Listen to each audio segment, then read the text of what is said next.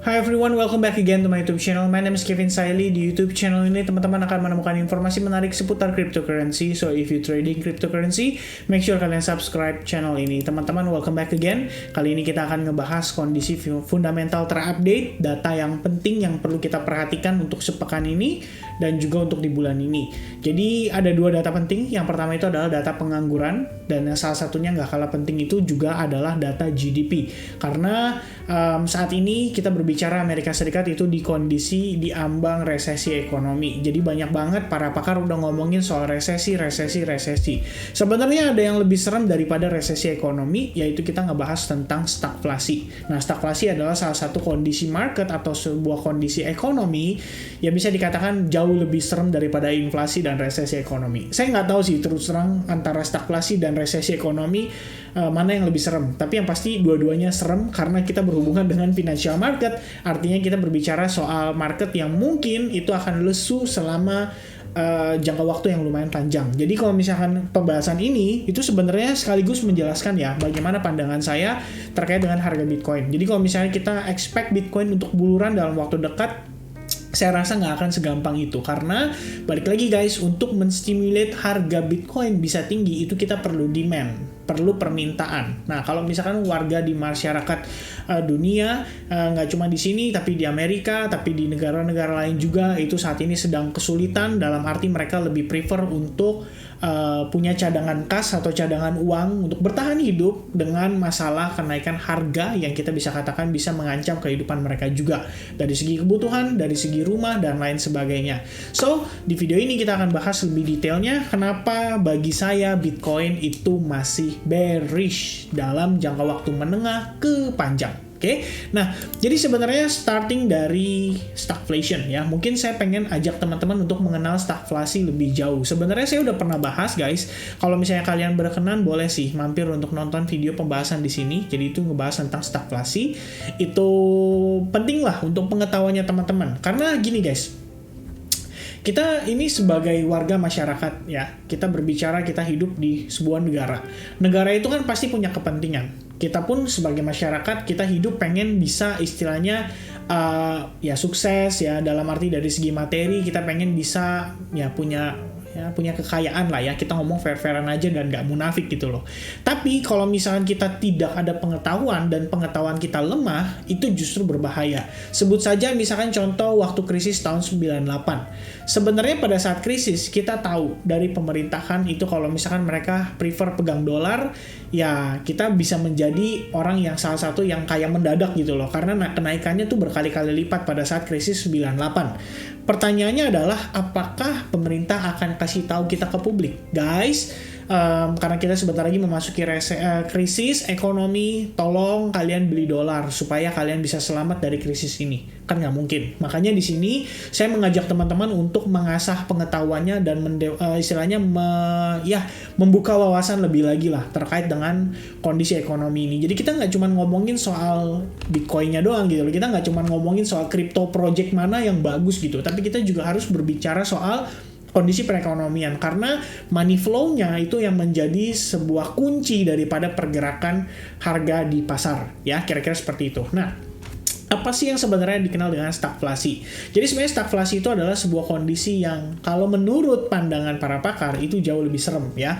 Di Amerika itu pernah terjadi stagflasi antara tahun 1974 sampai dengan 1982. Jadi ini bukan cuma sekedar inflasi yang terjadinya kayak cuma 2 tahun, 1-2 tahun atau bahkan 3 tahun. Tapi ini bisa berlangsung cukup panjang karena kondisi ini dikatakan istilahnya dengan ya kalau bagi mereka ya ini seperti sebuah anomali ya, karena secara logika kalau misalkan kondisi perekonomian lagi lemah berarti kan akan banyak orang-orang yang kehilangan pekerjaan mereka karena bisnis atau ya pengusaha itu susah dalam ekspansi ya. Balik lagi, kalau kondisi ekonomi melemah berarti demand-nya di pasar berkurang, dan kalau demand-nya di pasar berkurang buat mereka naikin harga pun juga jadi susah gitu loh. Dalam arti saya sebagai pengusaha saya pengen naikin harga barang-barang saya tapi permintaannya kan nggak terlalu banyak. Otomatis kalau misalkan ini yang terjadi berarti kita paham guys bahwa ya inilah ya, memasuki kondisi ekonomi yang lemah. Nah, biasanya pemerintah itu perlu menstimulate dengan dia cetak uang, kemudian misalkan mengurangi suku bunga ya, supaya perputaran dan peredaran uang di masyarakat itu jadi meningkat, sehingga para pengusaha itu bisa minjem ke bank dengan bunga yang rendah, dan setelah itu dia bisa ekspansi bisnis mereka. Jadi banyak orang mendapatkan pekerjaan, dari pekerjaan itu menghasilkan gaji, dari gaji tersebut bisa membuat mereka itu menjadi ya bisa spending duit lah, kita bilang bisa menggunakan duit itu untuk kebutuhan, untuk belanja dan lain sebagainya ya. Nah, kalau misalkan di posisi inflasi itu umumnya pada saat inflasi terjadi harusnya kondisi pengangguran itu tetap rendah ya. Jadi itu wajarnya gitu loh guys ya. Nah, pada tahun 1970 itu pernah terjadi kondisi stagflasi ya. Yang menyebabkan itu adalah ketika Saudi Arabia dan beberapa negara produksi minyak itu diembargo terhadap United States ya. Jadi bisa dibilang oil price pada saat itu naik ya, dan tetap tinggi, sementara cost of living itu menjadi bisa dibilang nggak banyak orang yang bisa apa kalau kita bilang ya, mungkin biasanya kita bisa makan telur sebulan 5 kali gitu ya. Ini perumpamaan ya, seminggu makan telur 5 kali, ini jadi susah gitu loh. Seminggu paling makan telur cuma 2 kali. Nah, itulah kondisi yang terjadi pada tahun 1970-an pada saat kondisi Saudi Arabia dan beberapa negara pemproduksi minyak itu seperti situasi yang terjadi saat ini. Rusia ya bisa dibilang diberikan sanction oleh US, dan itulah yang menyebabkan terjadi yang namanya shock supply atau supply shock ya, kira-kira seperti itu. Nah, jadi timbul pertanyaan nih, apakah stagflasi itu sudah di depan mata gitu ya? Karena kita sekarang lagi hot-hotnya ngomongin soal kita bilang apa itu bahasanya, resesi ekonomi ya, kayak almost everyone start talking about resesi ekonomi. Nah, sebenarnya apa sih yang menyebabkan resesi ekonomi itu? Nah, teman-teman harus tahu yang definisi resesi ekonomi berdasarkan teorinya itu adalah ketika kondisi sebuah negara itu sebanyak 2 kuartal berturut-turut GDP-nya mengalami penurunan. Jadi kalau kita lihat guys, waktu kemarin kuartal pertama itu GDP Amerika Serikat ada di angka minus 1,5% atau 1,6%. Ini sebenarnya mengindikasikan bahwa di kuartal pertama itu tuh sudah lumayan parah. Nah, ini dia yang penting. Gross Domestic Product itu untuk kuartal kedua dan perkiraan sementara, jadi advance estimate ya atau estimasi sementara itu dirilis tanggal 28 Juli ya.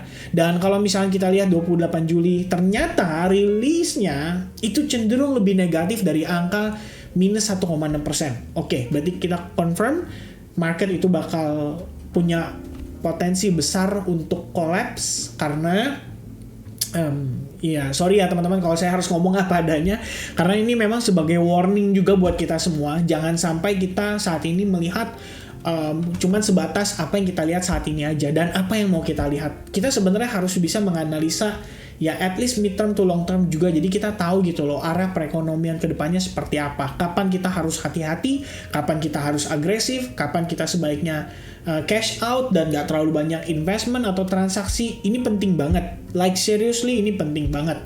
28 Juli itu akan menjadi penentuan. Kalau misalnya gross domestic product itu bisa dirilis sedikit lebih baik, sebut saja misalnya angkanya jadi minus 0% deh atau 0% deh, itu at least mungkin market akan ada relief rally. Jadi dia bisa rebound dulu sesaat. Tapi kalau misalnya ternyata rilis datanya itu cenderung minus, guys, kita harus waspada karena even kita dolar terhadap rupiah aja itu bahkan bisa lebih di atas dari harga 15.000 per dolarnya. Jadi itu perlu diperhatikan buat teman-teman yang lagi aktif di financial market. Penting banget untuk kita paham soal kondisi fundamental ini, karena ini kita berbicara untuk bagaimana kita di sini bisa melakukan preparation terkait dengan apa yang akan ada di depan mata kita ya, kira-kira seperti itu. Nah, jadi resesi ekonomi itu faktor yang mempengaruhi adalah tanggal 28 Juli nanti. Jadi sebelum kita ngomongin lebih jauh soal stagflasi ya, jadi beberapa hal yang kita perlu ketahui adalah ini berdasarkan data, jadi kalian bisa lihat dulu datanya. Minggu ini itu adalah salah satu data yang penting yang dirilis di hari Jumat, yaitu unemployment rate atau data pengangguran. Dan gak cuma itu, ada non-farm payroll juga, tapi keduanya ini menunjukkan data soal pengangguran.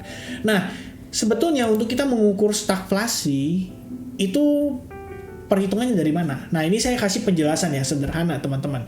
Jadi apa sih yang menyebabkan stagflasi?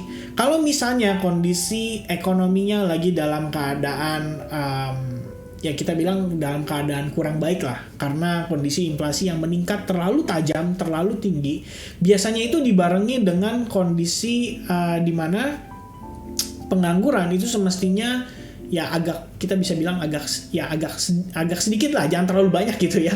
Nah, ketika kondisi ini terjadi, berarti kan inflasi itu dikaitkan dengan demand ya, karena balik lagi demandnya terlalu meningkat tajam, terlalu tinggi.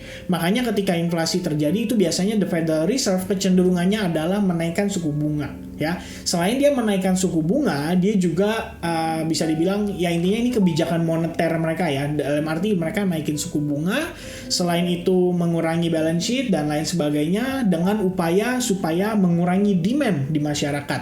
Dan statement ini sebenarnya sudah disampaikan oleh si Jerome Powell. Jadi hanya itu yang bisa dilakukan oleh the Federal Reserve.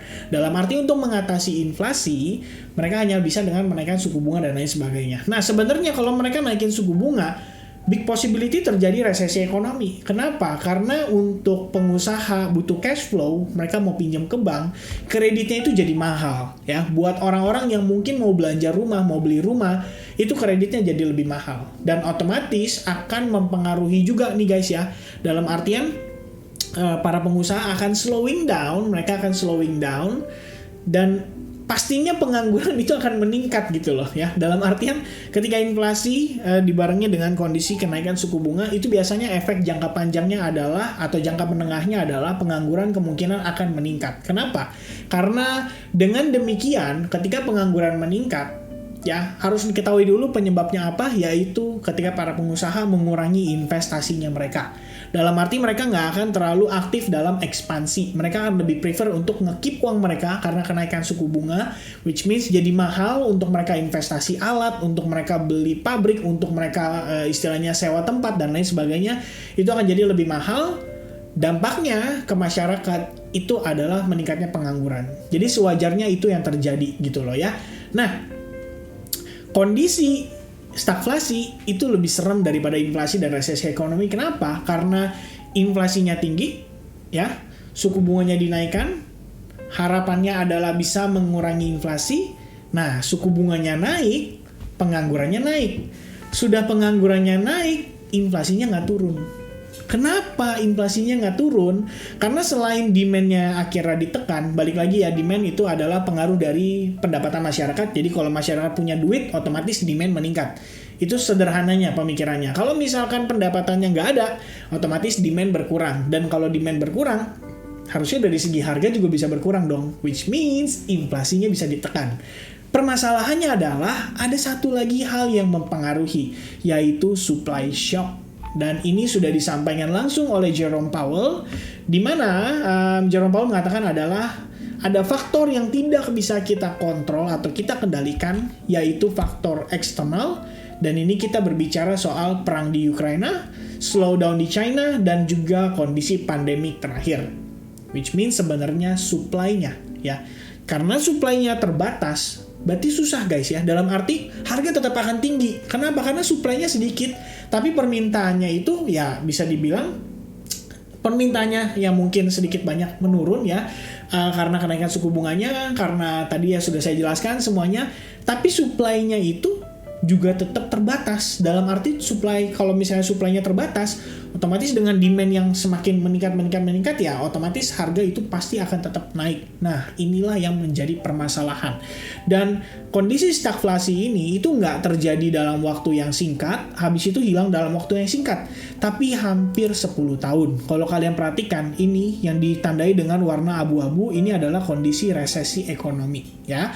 Nah, ini kalau kalian lihat kurvanya, unemployment rate atau nilai pengangguran atau angka pengangguran yang ada di Amerika Serikat di tahun 1970 sampai dengan kisaran 1982, itu mengalami peningkatan yang sangat signifikan, tajam. Jadi secara tren ya dia sama lah ya, kayak chart naik, ada retracement, naik, ada retracement, naik, dan akhirnya baru turun gitu ya. Setelah kondisi stagflasi itu bisa diatasi gitu loh. Nah, Di saat yang bersamaan, kalian bisa lihat ya, ini comparisonnya. Jadi ketika inflasinya turun, kenapa inflasi bisa turun? Otomatis salah satu faktor yang mempengaruhi adalah dengan menaikkan suku bunga. Pada saat tahun 1970 ke 1972, inflasinya memang ditekan. Tapi kalian lihat dari segi pengangguran, 1970 ke 1972 itu cenderung tinggi. Ya, begitu pula kondisi yang sama di tahun 1974 ke tahun 1976 itu ada penurunan, tapi dari penganggurannya 1974 ke 1975 itu cenderung tinggi. Nah, guys, kalian kebayang gak sih? Yang nganggur tuh banyak, orang gak punya duit. Gimana caranya mereka bisa investasi? Kita ngomongin berinvestasi di financial market, di stock market, di cryptocurrency, ya kalau forex market semua masih butuh duit gitu. Tapi gimana caranya mereka punya duit untuk berinvestasi di financial market? Sebenarnya menilai dari kondisi ini, ada yang lebih mengerikan, yaitu stagflasi ini. Dan sebetulnya buat informasi ke teman-teman, yang menyebabkan saat itu terjadi stagflasi, salah satunya adalah oil shock. Ya, jadi penjelasan yang sudah kita pahami dari beberapa waktu lalu membahas tentang kondisi di mana saat ini salah satu supply chain yang terganggu di dunia itu adalah harga oil and gas. Dan itu salah satunya disebabkan oleh perang di Rusia terhadap Ukraina. Maksudnya perang di Ukraina ya, karena Rusia menyerang gitu. Dan ya, inilah problem yang sebenarnya kita hadapi saat ini. Jadi kalau kondisinya sekarang ini, seandainya teman-teman tanya ke saya, gimana sih secara kesimpulannya, apakah kita akan memasuki proses stagflasi? Nah, kalau misalnya katanya si artikel tersebut, apakah kita sudah memasuki stagflasi ya? Kalau katanya sih ini baru setengah gelas penuh guys ya. Stagflasi itu baru setengah gelas penuh, artinya baru setengah jalan menuju ke sana. Kenapa? Karena salah satu faktor yang mempengaruhi itu adalah waktu Joe Biden tahun 2020-2021 itu cetak uang sangat banyak ya untuk menstimulate ekonomi karena kondisi pandemi, dan rupanya yang di luar dugaannya adalah ternyata Ukraina itu malah ada perang, dan ini mempengaruhi supply chain. Jadi mungkin di awal mereka berpikir inflasi bisa diatasi nih dengan mudahnya. Ya nggak apa-apa lah, kita cetak duit dulu, yang penting kita bisa lewat masa pandemi, kita bisa lewat krisis ekonomi pada saat pandemi itu berlangsung. Ternyata di luar dugaan, Rusia nyerang Ukraina dan ada banyak problem lainnya seperti slowdown in China dan lingering pandemic ya. Ini yang menyebabkan akhirnya kita bisa berpotensi memasuki stagflation ya. Cuman kenapa dikatakan di sini stagflasi masih belum kelihatan? Karena saat ini memang kondisi pengangguran di Amerika Serikat, ini kita comparison ya. Waktu dulu tertingginya itu di 10% guys yang nganggur di Amerika. Bayangin aja ada banyak orang yang tidak punya pekerjaan ya. Misalkan di Indonesia 200 juta penduduk, 250 juta penduduk, 25 juta penduduknya itu tidak punya pekerjaan. Lumayan loh untuk angka seperti itu ya. Artinya bisa menyebabkan meningkatkan tingkat kriminal ya. Kita berbicara di suatu negara itu. Jadi iya, krisisnya bakal berkepanjangan karena kriminalnya tinggi, orang banyak yang nggak punya pendapatan, buat makan aja istilahnya susah, apalagi kita ngomongin buat investasi di cryptocurrency. Jadi itu menjadi salah satu concern yang saat ini kita perlu perhatikan sama-sama. Nah, makanya dari sini mendapatkan kesimpulan guys, bahwa hari Jumat nanti ini adalah rilis data yang bisa dikatakan cukup penting ya untuk kita para pakar ekonomi, untuk expert ekonomi itu memantau kondisi perekonomian di Amerika Serikat. Apakah kita akan memasuki stagflasi? Dalam arti apakah angka pengangguran akan mulai meningkat? Ingat loh guys ya, kalau misalnya inflasi ditekan, inflasi itu ditekan dengan menaikkan suku bunga. Menaikkan suku bunga artinya akan menjadi kendala buat para pengusaha. Kalau misalnya ada kendala untuk para pengusaha, artinya akan ada PHK. Dan kalau ada PHK, artinya satu indikasi ya bahwa kita akan memasuki stagflasi itu sudah dicentang ya, dalam arti peningkatan pengangguran, terus inflasinya berusaha ditekan tapi tidak bisa ditekan karena kondisi supply chain yang masih terganggu. Nah, itulah problemnya ya. Jadi perhatikan unemployment rate pada pekan ini. Unemployment rate pada pekan ini akan menjadi satu kunci penting untuk kita menilai kondisi market ke depannya. Kalau unemployment rate mungkin bisa dijaga di angka 3,5%, 3,6%, mungkin saja guys ya. Mungkin loh ya. Kita masih bisa ngelihat kondisi market itu terjadi relief rally terlebih dahulu. Jadi bisa ada rebound cantik lah ya. Tapi kalau misalnya kita lihat setelah unemployment rate-nya mungkin itu malah naik, itu pertama pertanda yang cukup berbahaya. Kedua adalah rilis data CPI atau inflasi pada tanggal 13 Juli, which is next week. Itu juga akan menjadi satu faktor yang paling penting untuk kita pantau. Dan terakhir itu berada di angka 8,7%. 8,6%. Apakah ada possibility kita bisa melihat angka itu lebih tinggi, karena secara forecast saat ini menunjukkan inflasi itu masih kondisinya bisa naik, guys, ya. Jadi inflasinya masih bisa naik, penganggurannya seperti apa. Nah, ini adalah beberapa data yang kita perlu perhatikan, kita perlu pantau, dan tentu saja akan menentukan saya personally dalam istilahnya keputusan saya berinvestasi, ya. Apalagi kita berbicara di market cryptocurrency yang bisa dibilang ini adalah pengalaman pertamanya. History data menunjukkan bahwa market crypto ini saat ini adalah kondisi pertama kali yang dihadapi dengan berbarengan kondisi pelemahan ekonomi, ya. Jadi dengan kondisi krisis ekonomi, dengan kondisi perang, this is the very first time for Bitcoin. Jadi stay safe everyone. Kalau kalian mau berinvestasi di market cryptocurrency, at least prepare money managementnya yang ideal, jangan sampai mengganggu kestabilitasan kehidupan teman-teman dari segi pemenuhan kebutuhan, mungkin untuk dana tabungan ya di hari tua, dan untuk kebutuhan-kebutuhan lainnya, yang keperluan-keperluan lainnya yang tentu saja kita perlu perhatikan, jangan sampai hal tersebut terganggu, ya. Paling itu aja sedikit pesan dari saya. Thank you so much buat teman-teman yang udah nonton video ini. Mudah-mudahan kalian bisa mendapatkan sesuatu manfaat yang positif di dalam apa yang saya sampaikan di dalam video ini, ya. Thank you so much once again. God bless everyone. Have a nice day. Cheers and goodbye, guys.